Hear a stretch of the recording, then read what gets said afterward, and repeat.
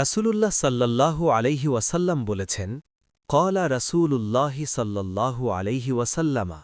যে ব্যক্তি একদিনে ১০০ বার বলে,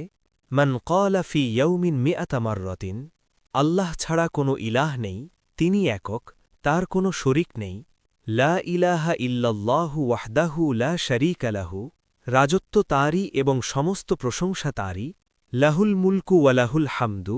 এবং তিনি সব কিছুর ওপর ক্ষমতাবান, ওয়াহুয়া আলা কুল্লি শাইইন কদির, তার জন্য ১০ জন দাস মুক্ত করার সমপরিমাণ সওয়াব হবে, কানাত লাহু আদলা আশরি রিকাবিন, তার জন্য ১০০ নেকি লেখা হবে,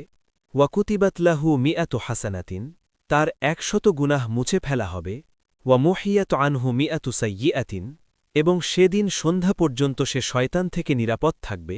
ওয়াকানাত লাহু হিরজান মিনাশ শাইতানি ইয়াউমাহু যালিকা হাত্তা ইউমসিয়া। রেফারেন্স: সহি বুখারী ৩২৯২, সহি মুসলিম ২৬৯১। রাবি: আবু হুরায়রা রাদিয়াল্লাহু আনহু।